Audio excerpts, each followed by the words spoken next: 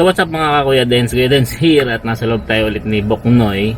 Nandito tayo sa, alam nyo, lagi kong dinadaan na to, hindi ko talaga alam ang pangalan na tong daan na to. Anyways, nandito tayo para i-vlog isang nire-request ng ating nanonood sa ating Kuya Dens. Ito yung request niya, ayan, sana nabasa nyo na.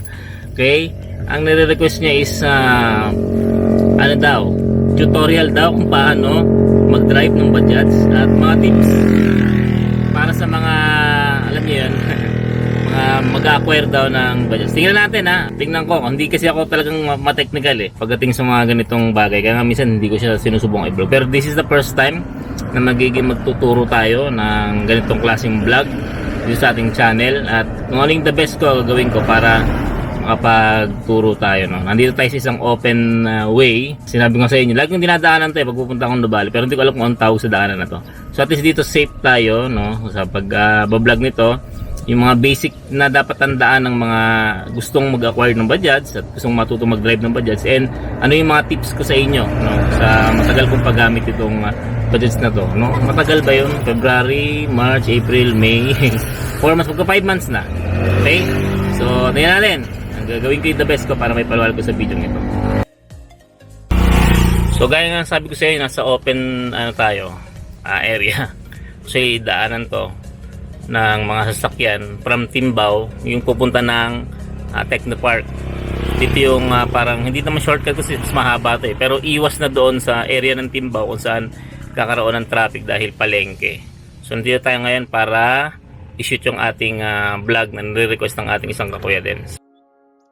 So para sa una natin gagawin, ang dapat na unang gawin, ulit ako, ng isang gustong matutong magmaneho ng Bajaj RE ay mapamiliarize niya kung ano-ano yung mga nandito sa manibela. At yung siyempre yung nasa nag-isa lang naman yun yung preno, no? Yun. Okay? And then meron dito yung lever ng reverse. So kahit naman sa anong sasakyan, dapat mapamiliarize nyo muna kung ano-ano yung mga nandito sa harapan ninyo before kayo mag-operate. So dito sa ating kanan, andito yung accelerator. Ayan. Tapos nandito rin yung mga ibang pindutan, kagaya ng wiper. Ito pindutan ng wiper. Ito ang pindutan ng ilaw. Kung gigitna mo yan, yung parking light. Tapos yung headlight naka-on na pag sa pinakababa. Tapos babalik mo lang. So nandito rin yung busina, no? Kaya medyo nanibago ko nung una kasi sa motor na dinadrive ko, busina na sa kabila, sa kaliwa. So again, accelerator, ito yung papaandar, busina, ilaw, tapos wiper. Dito naman sa kaliwa, nandito yung cambio. Kung mapapansin niyo, ayan, may numbering doon, naka-neutral. So ayan yung mga gear number. Ayan, kaya kapag pupunta ka ng gear 1, pataas, tapos pag gear 2 hanggang gear 4 pababa na. So ito yung mismo yung pinaka-cambio, and then ito yung clutch, no? Dahil manual itong ating Bajaj RE, so kailangan nyo ng clutch. Ayan. So halimbawa pupunta ka ng ng primera, baba ka, tapos tataas mo. Ayan. Okay, pagka ganun lang, mamaya makikita nyo kasi paliwanag ko naman. And then sa kaliwa nandito yung signal light, pa kanan, pa kaliwa. Ayan. Nandito rin yung high beam, low beam. Ayan. Importanteng maano niya kasi nung unang nagda-drive ng Bajaj, hindi ko masyadong familiar yung mga pindutan. So kailangan ko pang tumingin. Medyo delikado yon. Ayan. So kailangan ma-familiarize mo siya para hindi ka natitingin-tingin. Kapain mo na lang. Ayan. Tapos sinasa baba yung preno. Yan, para sa payan, sa kanang pa. Yung namang lever ng reverse, yan, madalang mo namang gagamitin kung atras ka lang. So mapamiliarize mo yon, no? Yung mga nandito sa kamay mo, yan yung magbibigay sa iyo ng leeway para magmaneho ng maayos ng ating Bajaj RE. So dito naman sa ating panel, yan, andito yung speedometer, yan, yung odometer ng ating sasakyan. And then nandito yung ilaw ng pag nagsi-signal light ka, no? Sa kabila naman, ito naman yung gas gauge. Ayan. Tapos dito rin naka-indicate yung ilaw kung nakabukas yung headlight mo. Pag nakabukas yung high beam, no? So pag makita mo na bukas yung headlight mo, kung nakabukas na rin itong mga ilaw. And then neutral, ilaw. Pag naka-neutral ka, mag-green yan. Tapos kung may problema sa battery, may problema sa oil, to nakalimutan ko lang kung ano nito. So yun. And then ito yung view mo. Pag mag-drive ka, ayan. So, normally, kahit nung tinuturuan pa akong mag-drive, ang sinasabi sa akin, kahit anong nangyari tinuturuan mo akong mag-drive sa 4 wheels, yung pag-ooperate mo, dapat kamay lang at saka paa. Yung mata mo, nasa kalsada. So, bawal kang tingin ng tingin. At isang bagay na gusto kong ipakilala sa inyo, yung handbrake, yan. Nadisgrasya ako nung karaan dyan, di naman yung nadisgrasyang nabangga, ganun. Kundi nakalimutan ko lang ibaba, so nasunog yung brake, kaya pinapalitan ko. No? So, yun. Ito yung mga importante. Of course, yung side mirror. Normal na yan. Ayan. So, ito yung side mirror. Kabila, side mirror. Ayan. So, yun. Dapat mapamiliarize nyo muna yun. Again, accelerator, clutch and cambio, and then brake sa baba. So, tingnan natin kung makakaya kong i-explain sa inyo kung paano ba natin paandarin. And then, meron pala ditong pindutan. Ito ay para sa mga Bajaj RE Facelift, yung bagong edition, yung may pintuan na sa likod. May radyo tayo, so ito yung radyo, tapos ito yung hazard, no? So, kailangan mag-hazard, pindutin mo yan. Nandito yung susian, para sa mga di pamilyar. Kaya dati kanan ang sinangsususi ko. Ngayon, sanay na ako sa kaliwa. Yan, mamaya makikita nyo. Then, ito yung radyo. Yung radyo, lagi ng automatic naka-power on yan. Ito naman yung switch. Pag bukas mo, bukas na yan. So yung 12 volts natin para sa electric fan. So mga ano na yan, mga accessories na yan na medyo hindi nyo makailangan kabisaduhin pa. Okay? So yun dapat makabisado nyo yun, nasa inyong harapan muna. Pag bisado nyo na yan, then yun, pag nagda-drive ka na, madali na lang.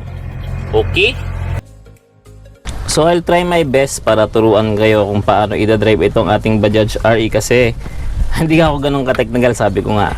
So again, palatandaan, dapat yung atin ng minamaneho, tandaan na natin yung nasa harapan natin. So ang unang-unang gagawin, of course, isi-secure, di ko lang mapakita sa camera, kung nakababa na ang cambio, ang handbrake. Kasi doon ako lagi nagkakamali, pag umalis ako, laging hindi ko nakakalimutan ko minsan yung handbrake. Pero pinakamaganda, lagi yung i-check. Ngayon, kung gusto nyo, pwede nyo namang i-start muna, no? So, pag i-start, kaliwa na yung ginagamit ko. Yan, pa-start na. Sabi sa akin, sa Bajaj Center, pag in-start mo yung sakyan, hayaan mo munang uminit yung makina, no? So, huwag kang basta-basta alis kagad. Painitin mo lang. Kasi nangyayari, pagka hindi pa mainit yung makina, yung cambio, medyo hindi pa daw naging ready. Yun yung term na ginamit. Tapos, pagka nag-primera ka na, namamatay. Yan. So, yun. Naka-start na. Then, check ko yung cambio. So, nakababa naman sa akin. Normally, ang ginagawa ko, yan. Kung nakikita nyo yung preno, pag binababa ko yung cambio from pagkakaangat niya, pagkaka-engage niya, nakatapak ako sa preno. Para in case na kung ano pa man, at least nakapreno pa rin ako. No? Kahit sa pagkaka-parking sa kung saang mga lugar, lagi kong pinapractice yan. At ito lang ang gusto kong gusto kong hingin ng opinion sa mga kasamang gumagamit ng Bajaj. At ako kasi naging kaugalian ko na to na lagi nandito yung pa ako sa preno, no? Sa kotse, yung clutch, bawal yon. Hindi ko lang alam dito sa preno kung may effect yun. Kasi ako, defensive driving. So, talagang lagi nandyan yan. In case na kailangan ko prumeno ng bigla, nandyan siya. Hindi ito sa biglang gaganon. Mahirap kasi yun eh. Any seconds na mahuhuli, pwede kang madisgrasya doon. So yun, naka-start na tayo. Yan, umandar na. Palagi ko medyo mainit na yung makina. Para sa mga baguhan na magpa-practice ng pagdadrive ng Bajaj RE, ang payo ko sa inyo, dalhin nyo muna kaagad sa segunda para hindi bubulusok yung Bajaj. Kasi ang primera kasi napakalakas niya. Talagang makikita nyo arangkada niya tulad nito, ha. Ayan, so titingnan na yung then punesto ko na sa primera, pa-engage na yan, eto. So talagang mararamdaman nyo yung makina ay talagang lumalaban. So kung gusto nyo mag-practice muna ng pagmamaneho para sa mga baguhan gustong matutong mag-drive ng Bajaj RE, malakas naman yung makina natin, ay pinapayo ko sa inyo, lagay nyo muna pansamantala lagi sa segunda. Yan, clutch, segunda, para dahan-dahan ang inyong andar.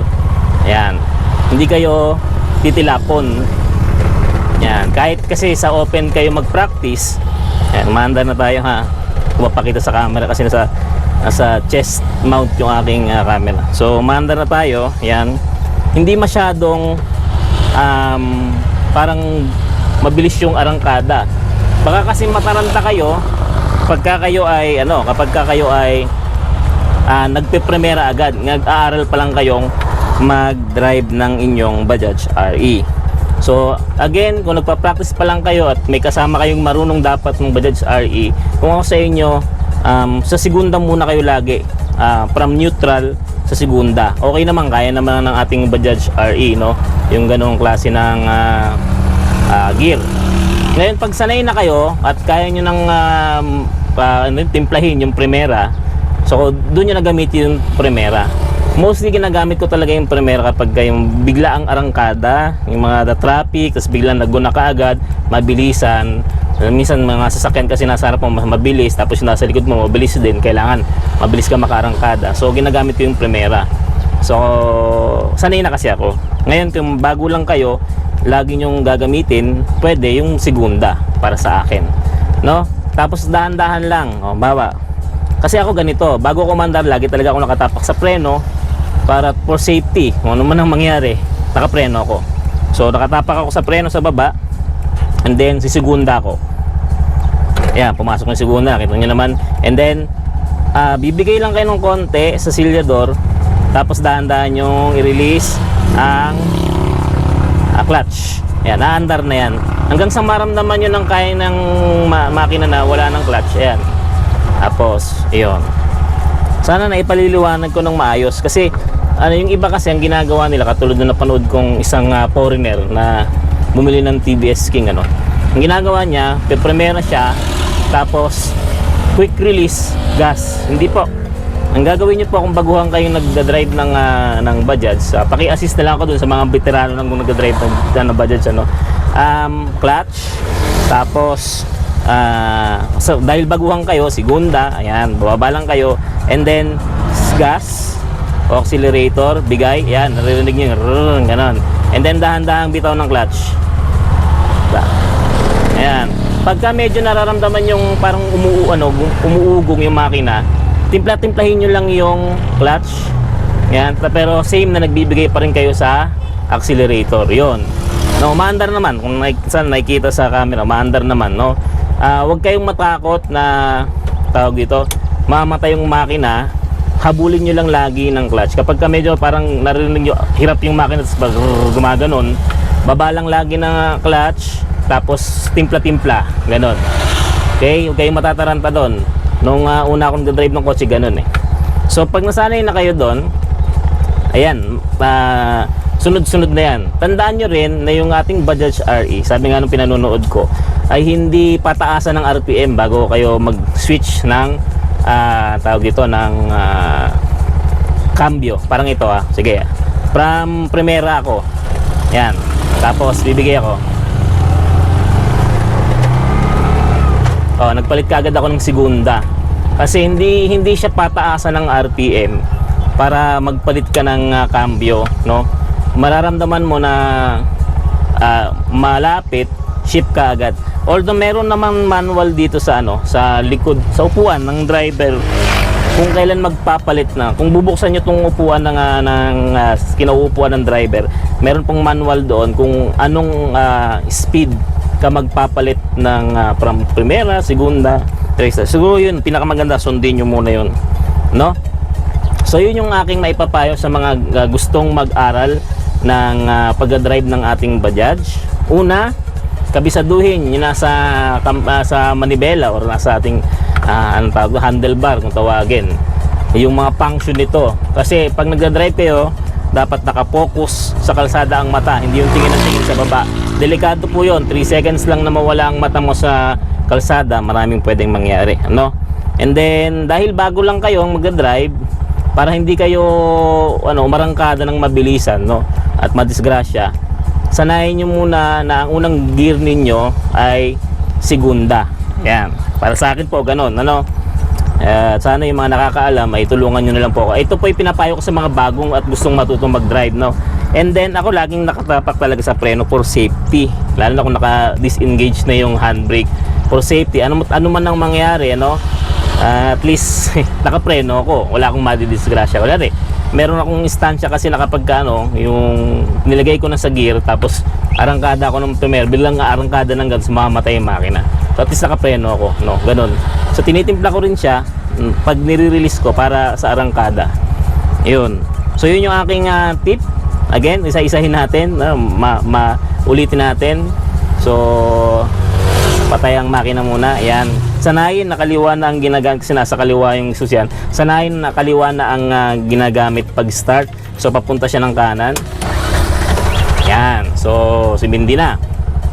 Pangalawa, kung bagong start lang yan, galing cold start, ay painitin nyo muna yung makina as per Bajaj Philippines, ano, para yung kambyado ay ready na rin at hindi siya mamamatay.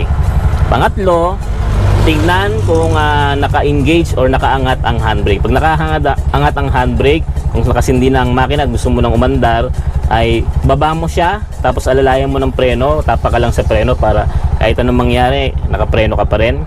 And then dahil baguhan ka, at ang unang-unang gear na gagamitin mo ay segunda. So ang gagawin mo lang, press mo yung lever, yung clutch lever, and then itatapat mo dito sa number 2, segunda. Tapos kung arangkada ka na, okay, magbigay mo na ng konting gas, parang ganon. Yan, pag naririnig nyo na ng ganon yung makina, and then saka timplahin dahan-dahan ang clutch, parang ganito, no? Sisigunda ako, ayan, tapos magbibigay ako, tapos dahan-dahan release ng clutch, ayan, tapos naririnig ko parang mamatay makina, hinahabol ko lang ng clutch. So yan, hindi ako naglalaro sa accelerator, pero sa clutch yan, oh. Yan. So dahan-dahan pag segunda, kasi kapag primera ay titilapon kayo kapag nagkamali kayo, no?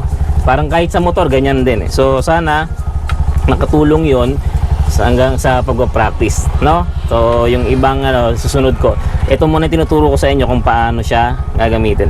Ngayon kung aatras naman kayo, nakaparada ng hindi maayos yung or nakaparada, hindi maayos, kaparada ng kailangan mo umatras, no, bago kayo mag-gear, kailangan iangat nyo muna yung reverse handle, no? Kasi hindi kasi kakagat yan. Kung sa akin, alam ko hindi kakagat yan pagka inangat nyo na naka-gear na kayo. So dapat naka-neutral muna, angat, then saka kayo mag-gear. Ngayon pwede naman din ng segunda, kahit na naman niya, pero much ang ginagawa ko talaga is primera. Pero ganun din kasi, same, kung baguhan ko lang, siguro mag-practice ko muna sa segunda. Okay, yun, siguro doon muna tong kaka 11 minutes na pala akong i-explain. Okay, so habol ko lang sa video na to, no, hindi natin na ipaliwanag kanina kasi baka magtanong naman yung nagpo-practice, paano naman daw pagka magbababa ng gear, kunyari nasa 4th gear pupuntang 3rd gear pupuntang ganon, no. So ako kasi ginagawa ko, pinapakiramdaman ko yung makina, although meron ako napanood na video, ang sabi minsan palpak daw yon kasi pag nagbaba ka ng gear lumalagitik, no. So ganito ang maipapayo ko dun sa mga gustong matuto ng Bajaj RE, paano mag-drive. So kapag ka magda-down gear kayo, so antayin nyo muna na medyo bumagal yung inyong Bajaj RE, tapos saka kayo magbawas. Pag nag-full stop, yun, saka syempre ilagay nyo sa neutral. Pagka nararamdaman yung pabagal ng pabagal, ayan, halimbawa nang nasa 3rd gear kayo, no, Tricera, tapos bumagal kayo, clutch lang, wag muna kayong magbababa, and then tingnan nyo, timplahin nyo sa accelerator kung pag nirelease mo yung yung clutch, hindi umuugong yung makina or yung parang gumaganon, no. Kapag ka nararamdaman nyo medyo parang hirap yung makina, saka kayo mag down gear, yun ang ginagawa ko, no. Pag nahirapan siyang umarangkada, so yun yung sa akin. Again, pag bumabagal ka, galing ka sa mataas na gear, down gear ka, tingnan mo muna kung pagka, diba, ka-clutch ka, pahihinto, no? Pagka nagbigay ka sa accelerators, dahan-dahan mong iaangat yung clutch. Pag kaya pa ng makina, okay na doon. Huwag ka na muna magda-down gear. Pero pag naroon parang hirap siya, marangkada, parang mamamatay, so mag-down gear ka.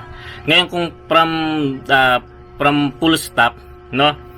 Ang pinakamaganda doon is gaya ng sa mga kotse is clutch ka. Kung mabagal naman, no? Clutch, then full stop, then bago huminto yung yung Bajaj, kung makukuha mo na safe naman yung distance ng paghinto mo, mag-down gear ka na hanggang mag-neutral kasi minsan mahirap mag-neutral pag naka-full stop na. Kapag ka naman mabilis, wag mong i-clutch, no? Kasi pag nag-free wheel yan, lalong bibilis yung Bajaj. So hayaan mo lang mag-engine brake muna, tapos kapag ka medyo parang mababa na yung RPM niya at parang mamatay na, doon ka lang mag-clutch. Yun yung sa akin, So kung merong mga magagaling dyan, pabatikan sa pag-drive ng Bajaj, paki-correct na lang ako kung may puntong mali sa part na yun, okay? So tingnan nyo yung setup ko. Ayan, yung GoPro nasa chest mount, no? So mga tips para sa pag-aaral ng pagpapaandar ng ating Bajaj, no? Kung baguhan ka pa lang, wag kang susubok na mag-practice mo muna yung mag-isa. Magdala ka ng marunong kasi baka madisgrasya ka. Or kung may knowledge ka naman ng pagdadrive ng kotse, ng motor, pwede mong i-apply. Sa akin kasi ganun nung wala akong practice na nag-una akong nagmaneho nito, nung kinuha ko to sa may-ari, hindi ko naman alam kung ano yung mga function ng ganito, ganyan. So kung ano lang yung nakuha ko noon nung marunong na akong mag-drive ng motor, di ba? Marunong na akong mag-drive ng kotse. Na-apply ko lang dito, naiuwi ko siya kahit paano. Yun nga lang, nung una namamatayan pa ako ng makina kasi hindi ako sanay sa manual na motor. So para sa mga tips na idadagdag ko siguro ay ito. Ayan, teka lang kung akong maaari, meron kayo dapat ganito, rear mirror. Para saan to? Pag aatras ka, ayan, kung nakikita nyo, nakikita yung plastic na parang salamin ng trapal. Aatras ka, makikita mo kung maatrasan ka. Ilang beses kasi akong muntik makadisgrasya dahil hindi mo makikita dito. Hindi mo makikita kung ano yung nasa likod.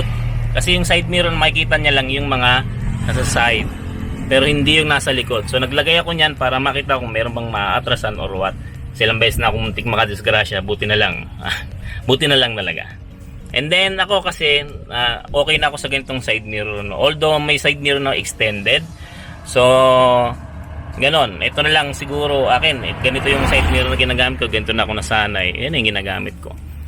So ang pagtingin din diyan pag nagmamaneho kayo, wag lalagpas sa 3 seconds. Ayan. So lagi lang ako nakatingin sa tips ko, lagi lang nakatingin. Of course, isa sa mga magandang tips, mag-pray. Tapos siyempre, bilang driver, dapat chine-check mo rin yung sasakyan mo bago mo gamitin kung nasa kondisyon ba siya. Noong nasunog yung preno ko, dahil nakalimutan ko nakaangat yung handbrake, naramdaman ko yung lalim ng preno. So talagang pinaayos ko siya para ang tawag dito, wag makapinsala sa akin in the future. Lalo na kapag nadikit talaga yung traffic, no? Alam naman naman pag nagda-drive kayo. Another thing is wag niyong hahayaang lagi nasa pula yung gas gauge. Yung tips ko. 100, pakarga na kaagad, no? Para hindi ka maabala nagda-drive ka. Yan. So, yun yung aking mga tips, Again, huwag kakabahan. Pag nasa kalsada ka, ang kaba ang unang makakapag-disgrasya sa'yo. Dapat masanay ka na, lalo na vehicle talaga, tawag ito, vehicle with engine, hindi siya katulad ng e-bike, no? May pananagutan ka na dito pag nakadisgrasya ka. So, may kaba, yung una ako, kinakabahan din. Tagal ko na nag-drive, nung una akong gumamit ng Bajaj, kinakabahan ako. Pero, nasanay na lang ako ng sanay, yun. Tapos tips, mag-practice sa open area katulad nitong pinapwestuhan natin.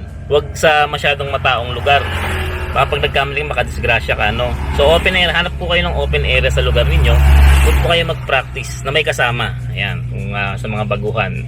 And then again, yun i-familiarize yung mga function. So may mga hindi siguro ako nasabi para sa na to, sa vlog na to. So pakitulungan na lang siguro ko ng mga veterano diyan, yung matatagal nang gagamit ng Bajaj. So ang napayo ko lang naman, ang hingling lang naman sa atin ng Kakuya Dens nating viewer is paano matuto mag-drive yung mga bago, no? So again, sana nakatulong yung ating sinabi na ang tawag ito para sa mga newbie na gusto matuto. O nga pala, dagdag nga lang, sana may habol sa video na ito.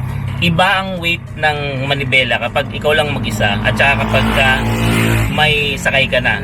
And nagkakaroon din ng minsan ng tawag dito misdistribution ng weight. Kaya kung siguro kung magsasakay kayo, tingnan nyo muna kung pantay yung mga pasahero ninyo. Kasi minsan pag mas mabigat sa kanan, nararamdaman ko yun sa manibela. At of course yung pagliko natin. Dahan-dahan lang pala sa pagliko, ha. Yan, ha, wag nyong gawing parang drifting. No? Ang pagliko ng Bajaj kasi medyo semplang tayo, tutumba tayo pagka sobrang bilis natin. Kapag nakakita na kayo ng kurbahan, mag-minor na kayo, no? Minor na kayo. Malakas ang preno ng Bajaj natin pero of course, dahil may bigat to, ayan.